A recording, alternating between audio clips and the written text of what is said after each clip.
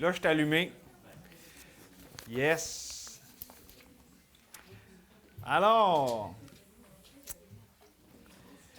on va lire les versets 1 à 5. C'est vraiment l'introduction qui va au cœur de l'image qui est dressée.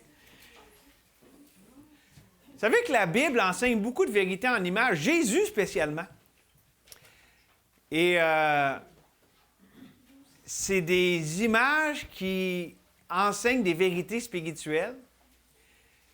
Et je suis vraiment content que dans le mois de mai, dans le fond, on va regarder le beau livre d'images de Dieu, avec des images, mais qui ont des vérités profondes, des vérités libératrices, des vérités aussi qui montrent qu'on est unis, qu'on est un. Fait que c'est vraiment des vérités extraordinaires qu'on va voir ensemble. La première étant la vigne. Je vous l'ai dit tantôt, je vais vous les répéter, ceux-là qu'on va voir, mais d'abord, j'aimerais qu'on lise et ensuite, je vais prier, puis on va commencer avec ce qu'on a pour aujourd'hui, avec notre union illustrée par la vigne. Donc, je disais tantôt, cep, ça veut dire la vigne, le tronc, là, la racine, toute cette partie-là. Sarment, c'est les branches, OK? C'est des fois, les gens... Moi, quand j'ai lu ça la première fois, c'est quoi cette affaire-là? Donc, Jésus ici qui dit « Je suis le vrai cep et mon Père est le vigneron. Tout sarment qui est en moi et qui ne porte pas de fruit, il le retranche. Et tout sarment qui porte du fruit, il l'émonde, afin qu'il porte encore plus de fruits. Déjà, vous êtes purs à cause de la parole que je vous ai annoncée. Demeurez en moi et je demeurerai en vous. Comme le sarment ne peut de lui-même porter du fruit s'il ne demeure attaché au cep. Ainsi, vous ne le pouvez pas non plus si vous ne demeurez en moi. Je suis le cep, vous êtes les sarments. Celui qui demeure en moi et en qui je demeure porte beaucoup de fruits, car sans moi, vous ne pouvez rien faire. Merci Seigneur pour le fait que c'est ta parole qu'on considère, c'est toi Seigneur qui nous convie à ce festin, à ce temps béni, Seigneur, ensemble, où est-ce qu'on peut entendre ta douce voix, non seulement individuellement pour chacune de nos vies ici, mais aussi ensemble, en tant qu'Église, en tant qu'étant membres les uns des autres, chacun pour notre part. Donc, puisses-tu, Seigneur, accomplir tes desseins bienveillants. Tu es bon, tu fais toutes choses bonnes en ton temps. Seigneur, merci que tu nous révèles là-dedans comment on dépend de toi. Tu es l'arbre de vie. Tu es notre vie, Seigneur, et pour quiconque ici ne te connaît pas encore comme son sauveur, pour ceux qui ne sont pas encore passés de la mort à la vie, que ces vérités, Seigneur, atteignent leur cœur pour les sauver, les amener à être nés de nouveau par l'Esprit du Dieu vivant. Seigneur, on s'en remet à toi pour que tu fasses ce que juste toi peux faire à travers ce temps, Seigneur, où est-ce qu'on considère ta parole extraordinaire. On te demande ces choses au nom de Jésus. Amen. Donc, notre union illustrée par la vigne. Et j'en parlais un petit peu tantôt, mais encore une fois, je suis émerveillé de la direction du Seigneur par rapport au ministère de sa parole pour cette Église. Vous savez que je prie là-dessus, puis je sais que vous priez aussi. On ne veut pas juste comme ça, là-bas, comme je te pose, dire, là, on va aller là dans la parole. On s'attend à ce que Dieu, Dieu, c'est sa parole qui nous dirige en tant que peuple avec sa parole. Et je le vois clairement pour le mois de mai. Et c'est toujours, dans le fond, on s'attend toujours au Seigneur.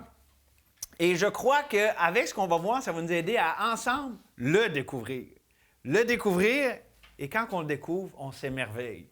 Gardez ce mot, on va revenir là-dessus, mais c'est important. Le thème de mai, vous le savez, c'est une nouvelle union. Ça a été pour nous un peu drôle, parce que quand on parlait... c'est quand? C'était-tu au mois de mars qu'on s'était assis, ou au mois de... En tout cas, je ne sais pas si c'était février ou mars, là, dans février. Puis là, on parlait de mariage et tout ça. Puis là, les dates. Puis là, on regarde la date au mois de mai, nouvelle union. Là, ça veut dire... Fait que pour nous, c'est comme quasiment un running gag, là, mais c'est ce qu'on considère ensemble. Mais on va le voir, je le disais tantôt, avec 4 images ou illustrations du Nouveau Testament. Aujourd'hui, dans Jean 15, c'est la vigne.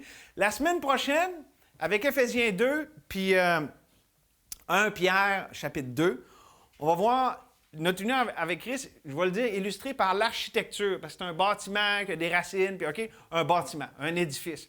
Toute l'idée d'édification, s'édifier, le fondement, Jésus, la pierre angulaire, puis bon, on va voir ça la semaine prochaine. 1 Corinthiens 12, la troisième semaine. C'est quoi un Corinthiens 12? Comment est illustré notre union avec Christ dans 1 Corinthiens 12? Le corps, yes. Bon, il y en a une qui connaît sa Bible, les autres, ben là, vous n'êtes pas trop...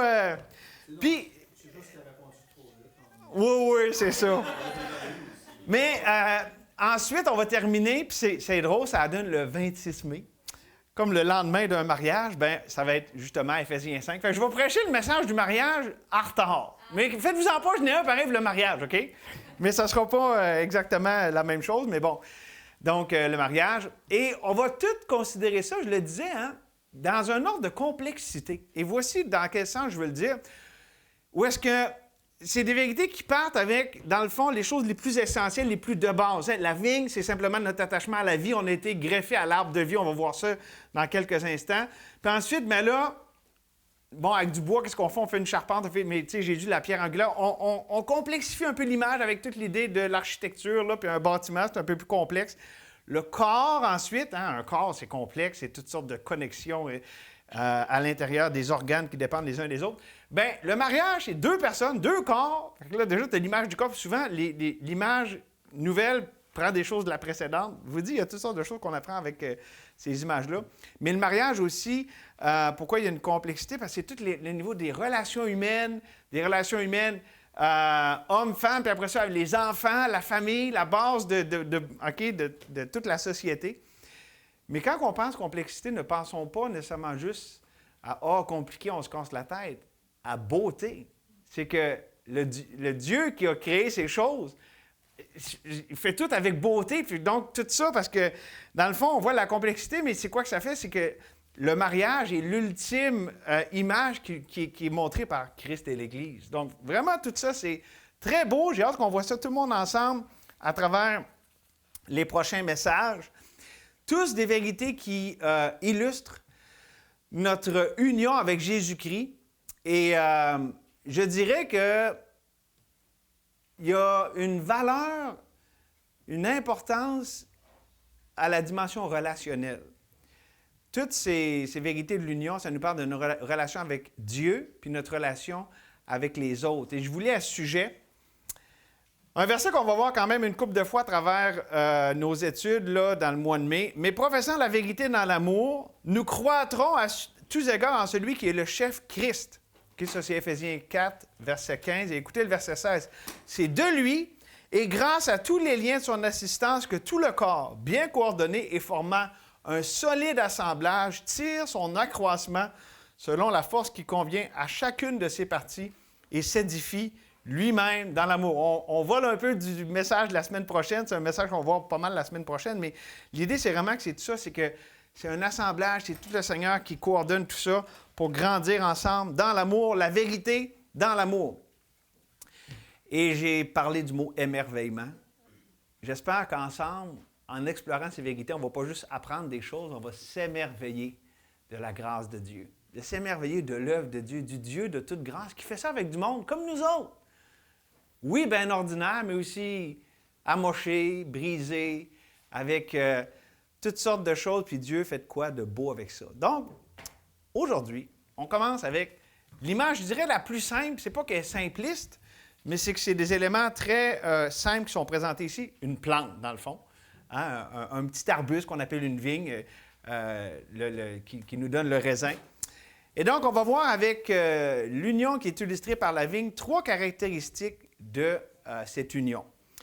D'abord, la première caractéristique de l'union qui est illustrée ici avec la vigne, c'est que c'est une union de grâce. Et là, le contexte immédiat, Jésus ici, à qui il parle? Il parle à des Israélites, il parle à des Juifs. Jésus est allé premièrement aux brebis perdues de la maison d'Israël. Okay? Fait que là, il parle à ses disciples, Donc, le contexte immédiat nous montre à qui il parle à des Juifs. Puis le contexte plus large, parce que quand on va dans Ésaïe 5, la vigne est comparée très clairement à Israël. Okay? Vous irez voir Ésaïe 5. Dans Matthieu 20, c'est la même chose. Ça nous parle d'un vigneron qui avait affermi une vigne à des responsables pour s'en occuper. Puis ça nous parle clairement encore là de la nation d'Israël. Okay? Dans la Bible, on peut dire ça consistant. Ça, c'est un bon repas, c'est consistant. C'est constant. C'est constant. La vigne nous parle de la nation d'Israël. Et c'est important à comprendre. Parce que quand on parle d'une union de grâce, bien, premièrement, ça nous aide à comprendre certaines choses. Parce que, est-ce que vous lisez le verset 2 avec un certain malaise? Tout sarment qui est en moi et qui ne porte pas de fruits, il le retranche. Puis au verset 6, ça nous parle si quelqu'un ne demeure pas en moi, il est jeté dehors. Comme le sarment, il sèche et il le ramasse et on le jette au feu. Est-ce qu'il parle d'enfant de Dieu? Ça ne parle pas d'enfant de Dieu. Ça ne peut pas parler d'enfant de Dieu. Un enfant de Dieu est sécure, il n'y a rien qui peut nous séparer de l'amour de Dieu en Jésus-Christ. Donc, ça ne parle pas d'enfant de Dieu, ça parle de quoi? Bien, justement, c'est là qu'on voit comment c'est important de comprendre le contexte, la vigne, de quoi il est question.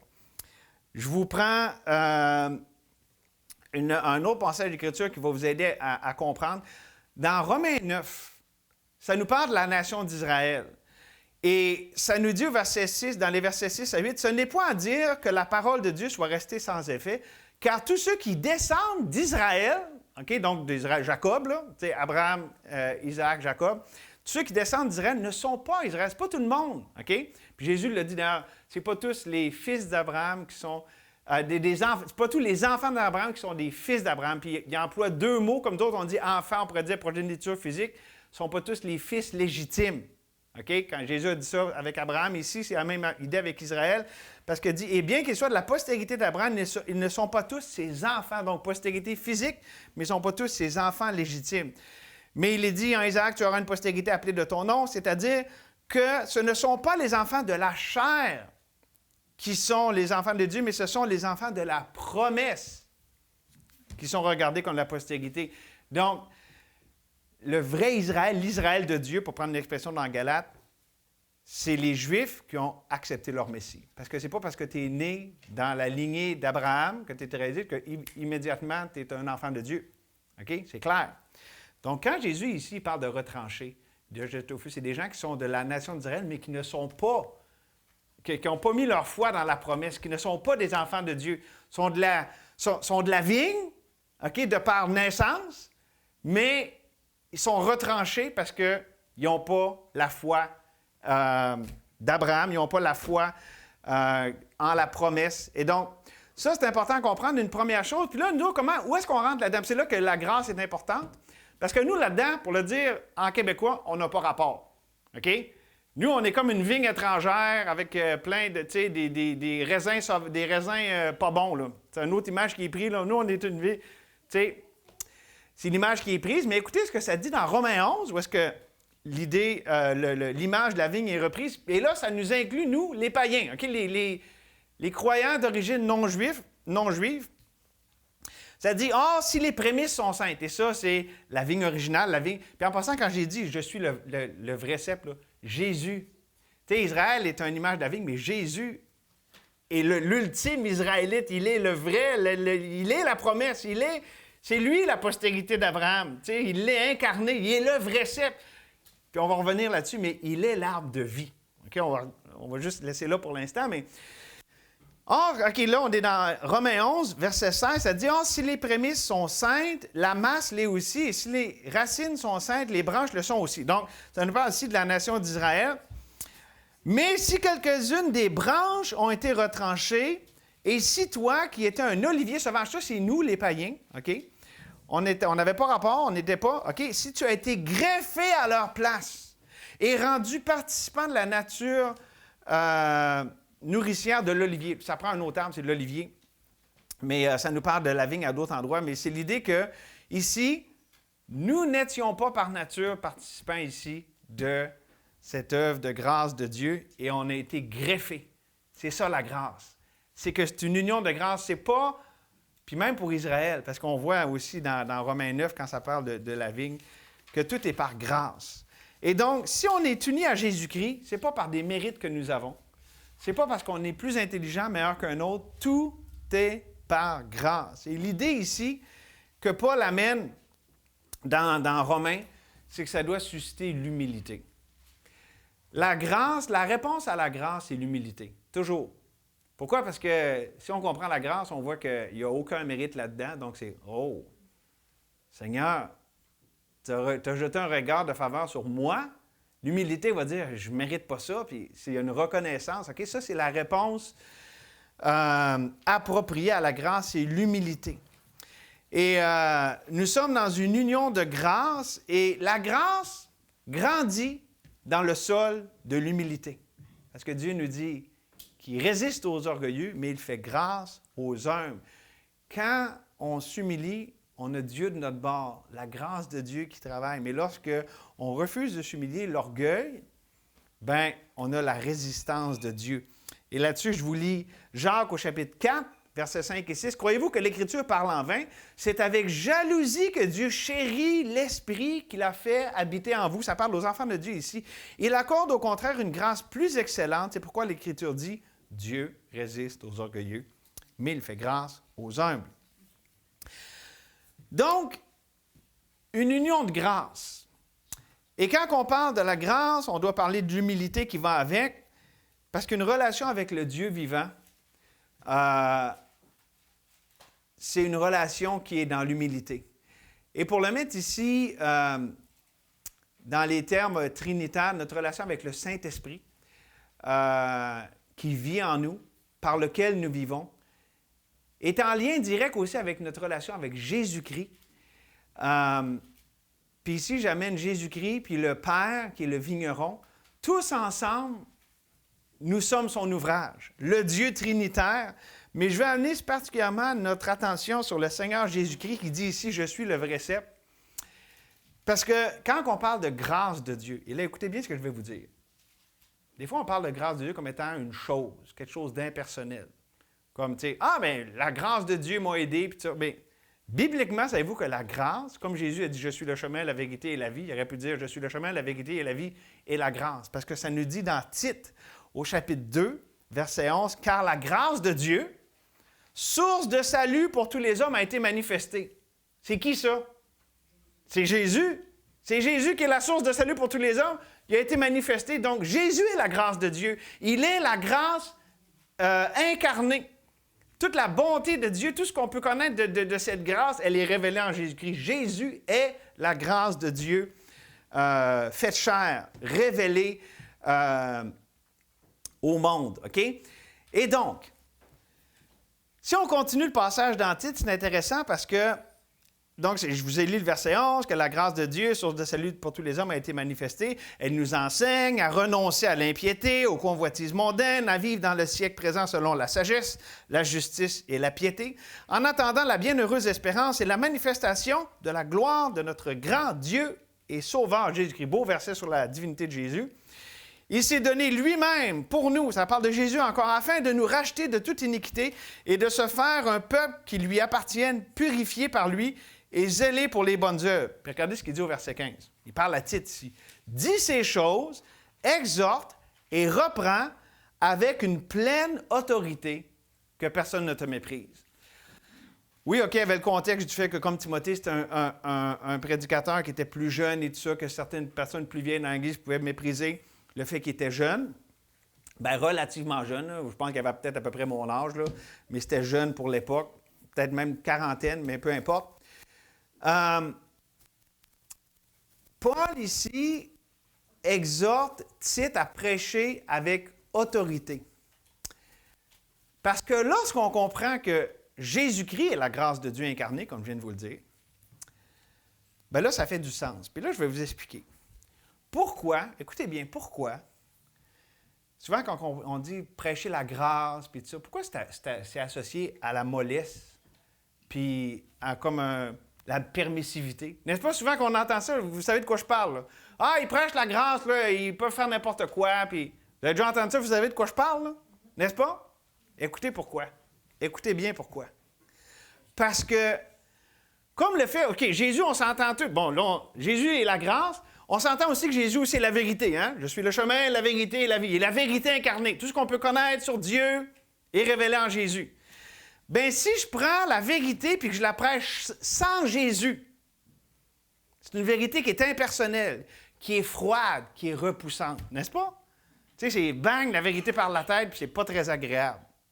Bien, c'est la même chose avec la grâce. Pourquoi que la grâce est prêchée avec mollesse puis permissivité? Parce qu'elle est prêchée sans Jésus, sans la prééminence de la personne de Jésus-Christ. Et ça donne une grâce qui est impersonnelle, non relationnelle, froide, elle aussi, indifférente et non bienveillante. C'est la grâce, c'est de même.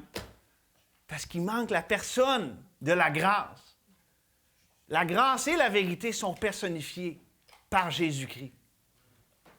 Il y a quelque chose d'important vraiment là-dedans. Là. Ce n'est pas juste une doctrine, une vérité, c'est une personne, Jésus, et la vérité et la grâce, les deux à la fois, parfaitement.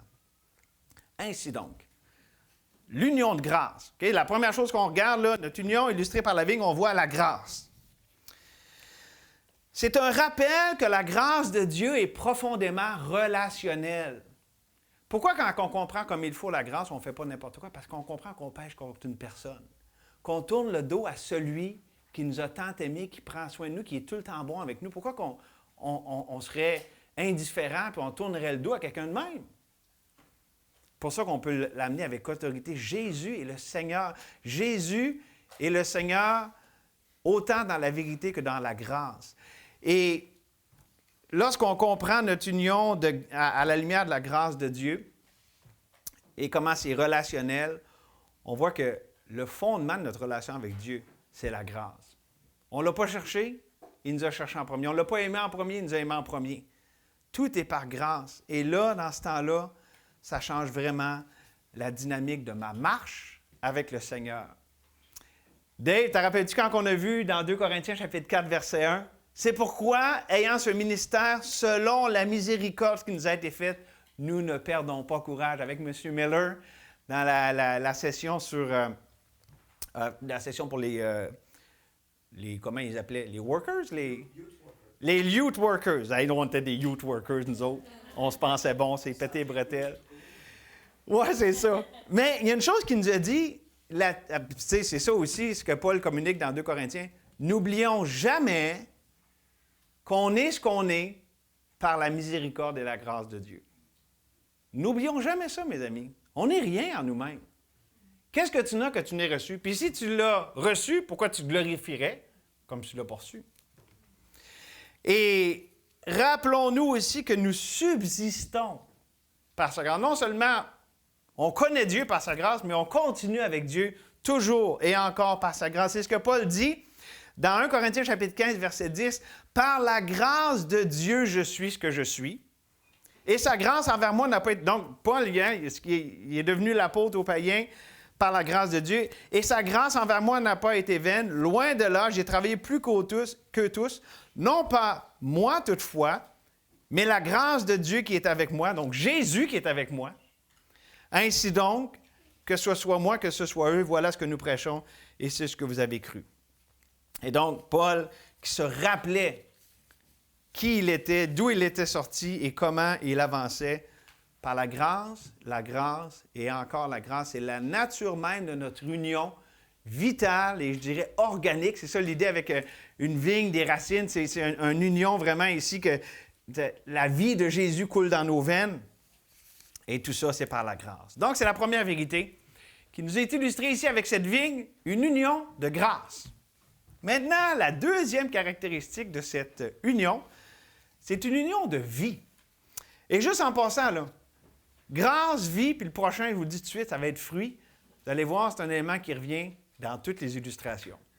OK? Je vous dis, là, on a vraiment... Je pense qu'on va apprendre des choses en ce moment. En tout cas, moi, j'en ai appris. Peut-être que vous les savez déjà, mais moi, vraiment, il y a des choses, je dis, ah ouais. Tu sais, des fois, c'est sous notre nez, c'est bien simple, mais c'est comme on l'avait pas comme tout mis ensemble. Tu sais, genre d'affaire qui nous arrive quand on étudie Genèse 3, là, qu'on connaît tout par cœur, mais je dis, ah, j'avais pas vu ça dans Genèse 3.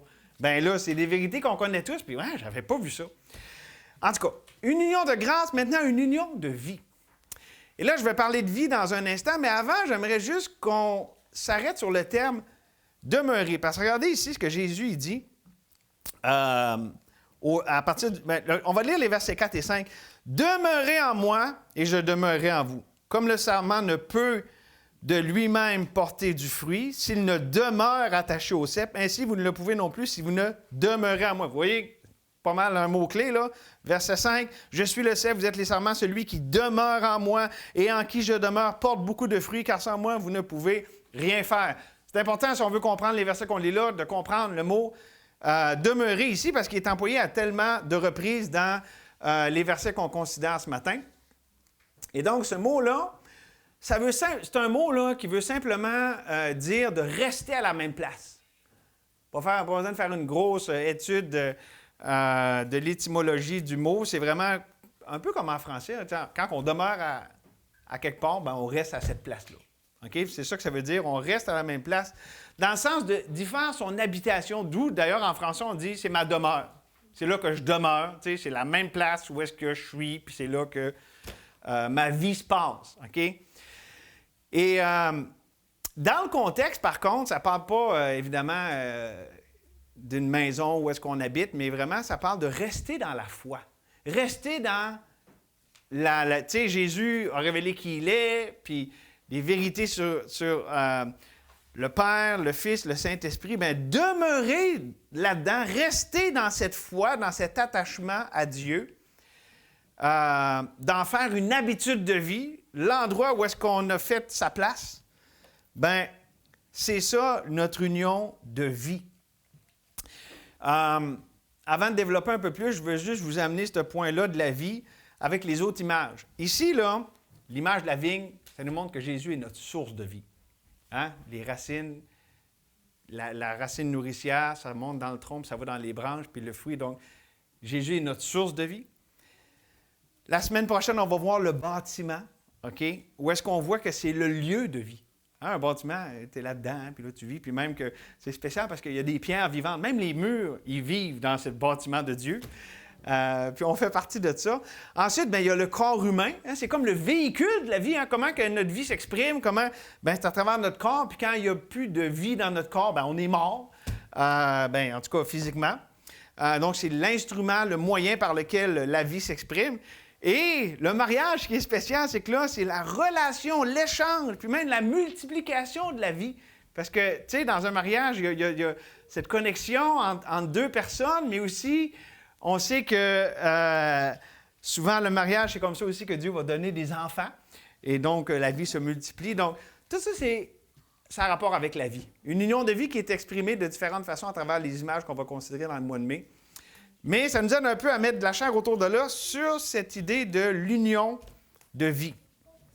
Et donc, toutes ces illustrations qu'on voit dans le Nouveau Testament, ce sont différents aspects de notre vie en Jésus, de notre union vitale avec Jésus. Et l'idée que Jésus ici sème, avec le concept de demeurer, OK? Demeurez en moi, mes paroles en vous. Puis il met ça un peu à toutes les sauces. Ça fait le tour, là.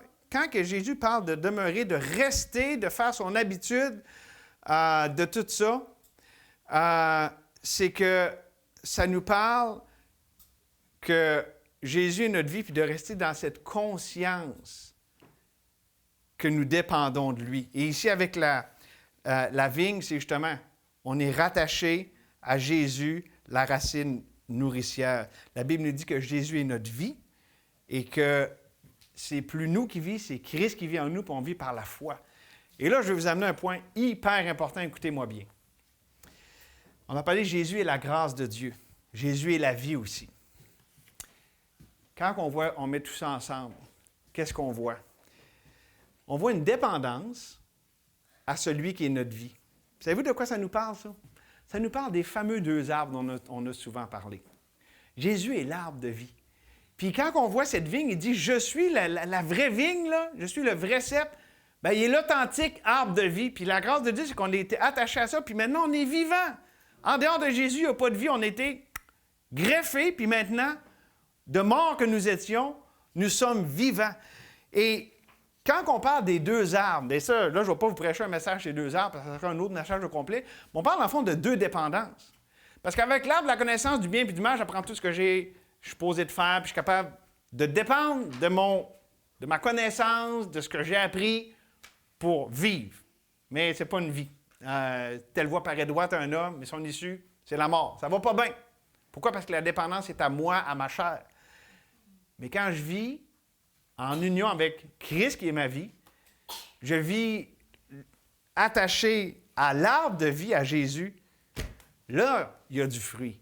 Là, c'est lui qui vit en moi. C'est ça la foi. C'est ça demeurer. C'est ça notre union. C'est de vivre consciemment. OK, c'est plus moi qui vis, c'est Christ qui vit en moi. J'espère que ça vous aide à comprendre. Mais j'ai une autre pensée importante à développer ici, avant le prochain point. Paul, il dit, « Christ est ma vie et mourir m'est un gain. » Vous connaissez le passage dans Philippiens 1, 21. Et c'est ça l'idée de demeurer. C'est Christ qui est ma vie. Puis c'est plus moi qui vis, c'est Christ qui vit en moi. Mais regardez ce que Jésus dit au verset 3, et ça c'est important.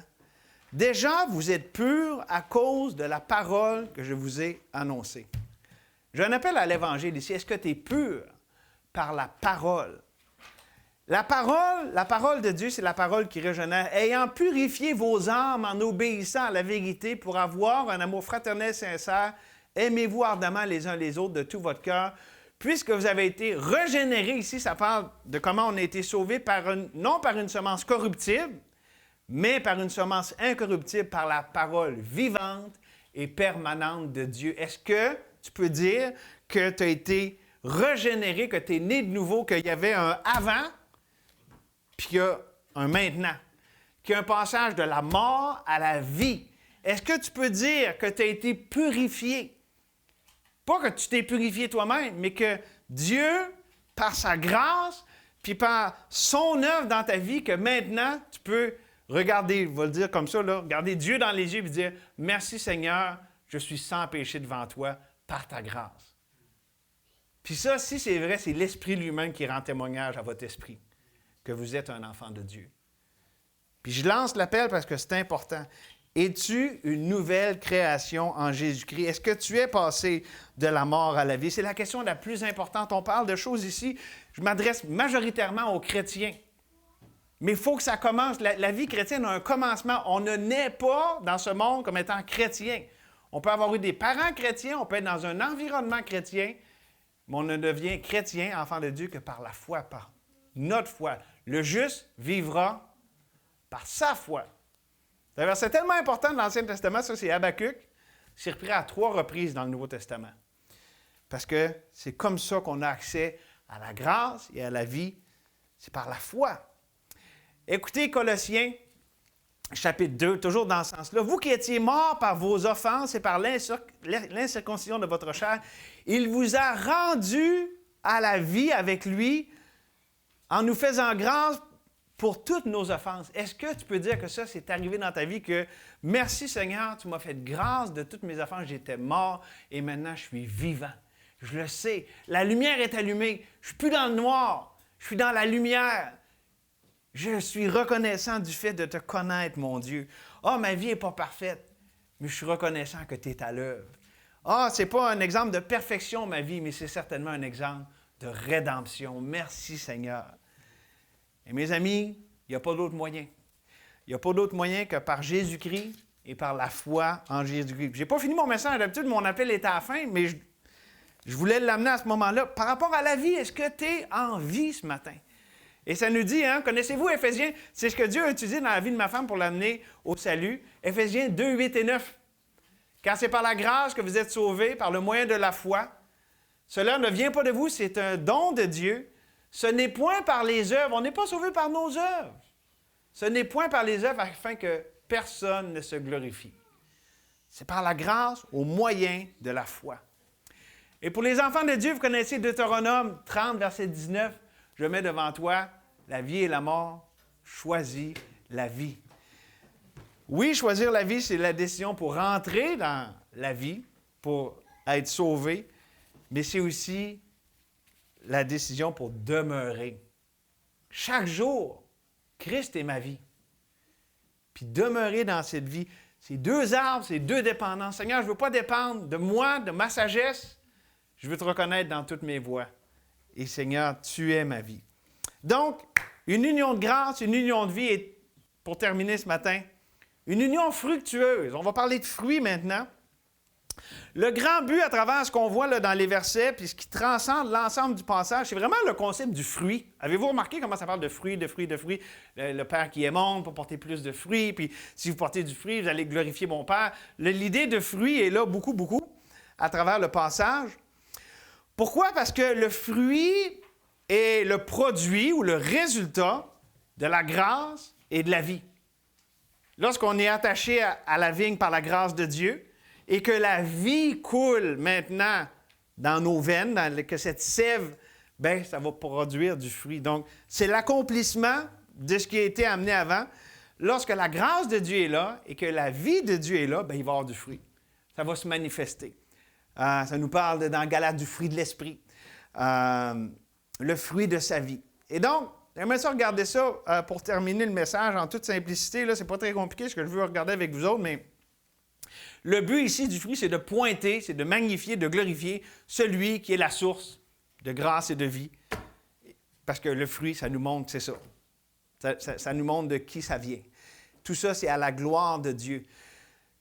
Ça nous montre, ça fait bien paraître. Glorifier Dieu, ça veut dire ça fait bien paraître Dieu. Dieu ici, le Père, qui est présenté comme le vigneron. Puis on sait le Fils et la vigne. Et l'Esprit, c'est la vie de Dieu, c'est l'Esprit de vie qui coule et qui donne ce fruit. Okay? Donc, le Dieu trinitaire est à l'œuvre pour que nous portions du fruit. Et j'aimerais juste regarder ici brièvement, parce qu'on parle de porter du fruit. Bien, le Père est motivé par rapport à ça. On apprend dans ce passage-là, et c'est, je dirais, où est-ce qu'on a ça ailleurs, de façon si claire, on ne l'a pas. Ça nous dit que le Père, son rôle fondamental, c'est d'émonder. Vous savez quoi, émonder? C'est pas enlever le monde, là.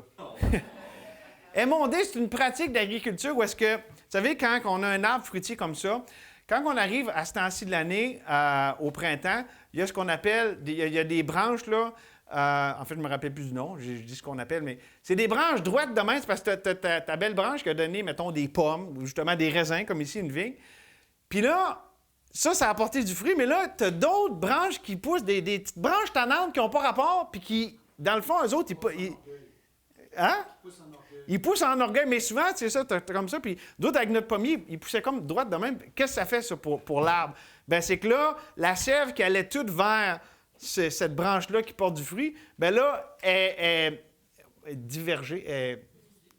Oui, bien c'est ça, c'est que là, il y a un peu de sève qui part dans cette branche-là, mais ça n'apporte pas encore de fruits, ça prend pareil de la sève, puis là, elle. Fait que quand que le vigneron s'occupe de sa vigne, bien, il coupe ces branches-là.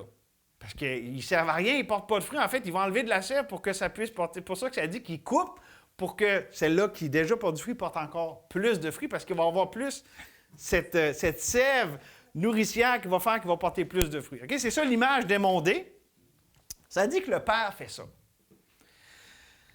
Le Père, on sait, il a fait ça avec la nation d'Israël. On peut tout parler au niveau national, ce qu'il peut avoir avec ça.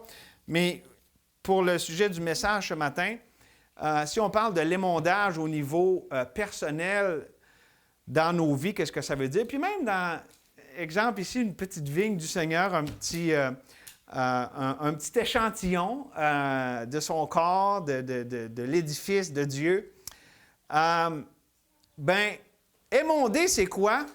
Écoutez-moi bien, émonder, c'est le Père qui, à travers sa parole, coupe ce qui n'a pas rapport.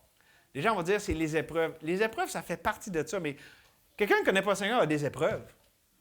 Ce n'est pas les épreuves qui émontent, parce que tout le monde a des épreuves. Mais c'est que le Seigneur, par le ministère de la parole et le Saint-Esprit, qui illumine la parole, va donner un sens, va communiquer quelque chose avec cette épreuve. Donc, oui, l'épreuve, le brisement, ça fait partie de l'émondage, mais l'émondage en tant que tel, c'est le Saint-Esprit qui amène la lumière de la parole sur ce qu'on vit. Puis Dieu va nous dire, ça ne porte pas de fruits. Ça va en porter. C'est que ça, dans le fond, l'émondage, c'est ça que Dieu fait. C'est ça qui va faire qu'on porte plus de fruits encore. Et on est l'objet de ses bons soins. Je ne sais pas pour vous, mais je suis là, wow!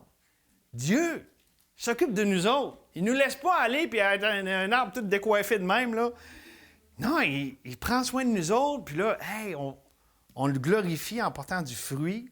Puis les gens passent et disent « Wow! Quel Dieu extraordinaire! Il fait toutes choses à merveille. » C'est ça le but ici, c'est ça l'image.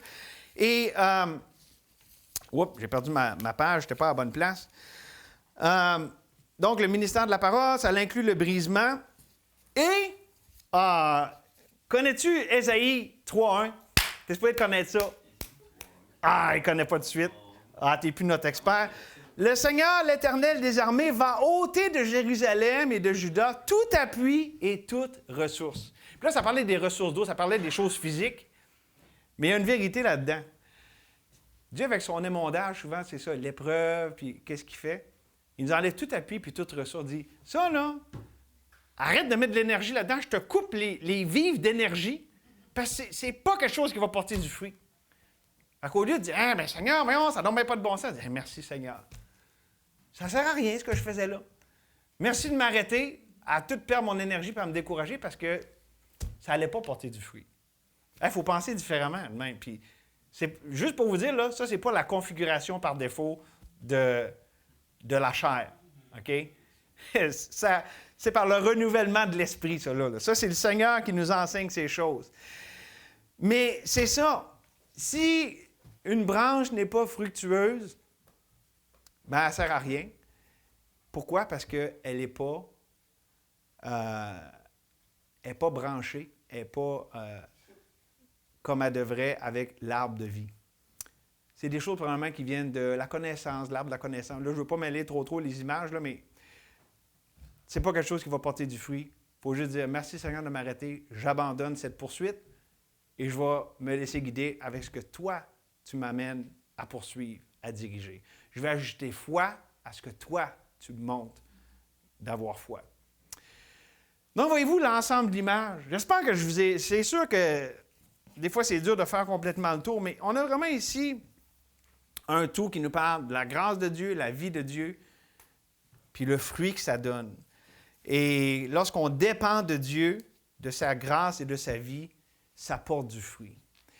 Et même plus que ça, la production de fruits va augmenter par l'augmentation de la grâce et de la vie. Plus on laisse à la grâce de Dieu prendre la place à sa vie, plus le fruit aussi va augmenter. Il y a vraiment ici quelque chose de vivant qui grandit. Et le Père qui prend soin de nous infuse par le ministère de sa parole, par le Saint-Esprit.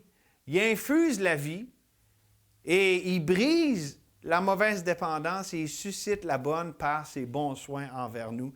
Et ça, c'est la merveille de notre union avec Dieu, illustrée par la vigne.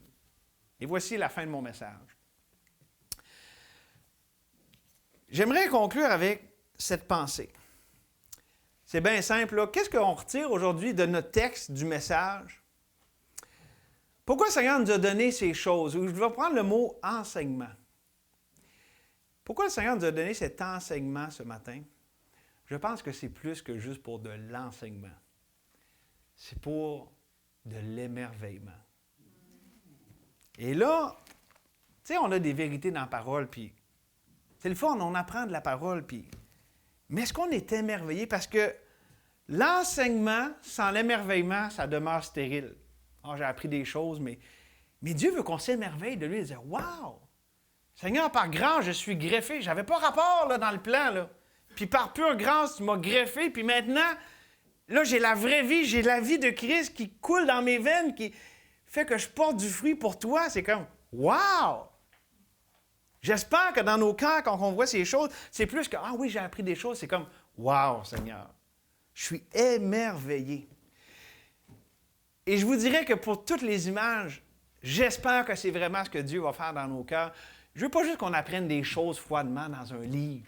Je veux qu'on s'émerveille du Dieu qui se révèle à travers ces vérités, qui révèle des choses, oui, sur nous, puis notre union avec lui, mais sur la grandeur de son œuvre, comment ça dépasse juste notre petite personne, mais aussi comment ça nous émerveille de ce grand Dieu qui fait tellement des choses à merveille, comment c'est... Wow! C'est tellement plus grand que nature. Et donc, ces vérités sont précieuses, sont personnelles, sont fertiles. C'est des vérités vivantes que Dieu nous donne dans sa grâce. Es-tu émerveillé d'être une branche pour Jésus-Christ? Porter du fruit à sa gloire, greffé sur l'arbre de vie lui-même.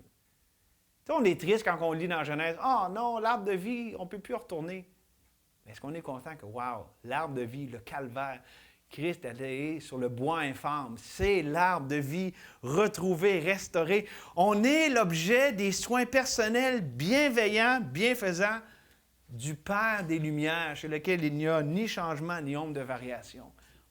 Est-ce qu'on en revient de ça ou on n'en revient pas? J'espère qu'on n'en revient pas. C'est tellement beau, c'est tellement précieux. Puis le Saint-Esprit, lui aussi fait partie de tout ça.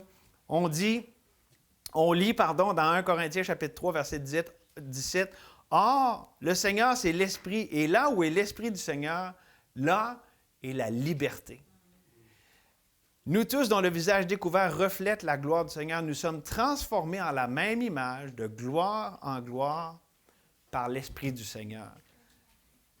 Et donc, voici mon appel. Tu es un enfant de Dieu, tu vis ces choses, je t'encourage simplement à exprimer ta reconnaissance. Merci, Seigneur. Juste, comme dirait Bonico, that's it.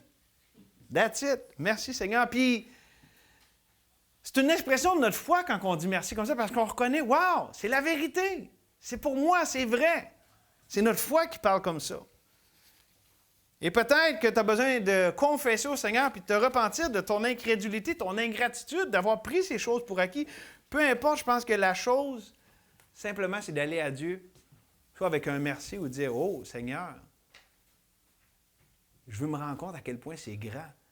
Renouvelle en moi cet émerveillement d'un enfant face à un si grand salut, une si grande grâce. Merci Seigneur, on est content d'avoir pris du temps ce matin comme ça dans ta parole vivante. Tu es vivant. Oh, et que on est un petit peuple ici, on n'a rien pour flasher et impressionner. Mais Seigneur, toi, tu nous impressionnes. Ah, que tu continues toujours de nous impressionner. Merci que tu as voulu qu'on ne soit pas impressionnant, parce que comme ça, c'est toi qu'il faut qu'il soit impressionnant. Merci qu'on n'a pas rien à essayer de vendre de salade, puis de bebelles, puis de gamiques, mais on prêche Christ. La gloire, l'union merveilleuse qu'on a en lui, Seigneur. Merci pour toutes ces choses. C'est tellement précieux, c'est merveilleux. Ah, Seigneur, on vient à toi ce matin humblement.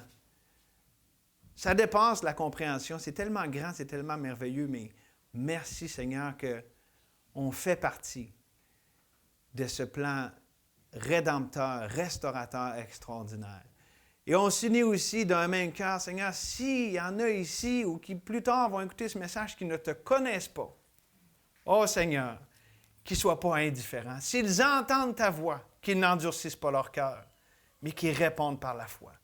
On te demande toutes ces choses au nom de Jésus. Amen.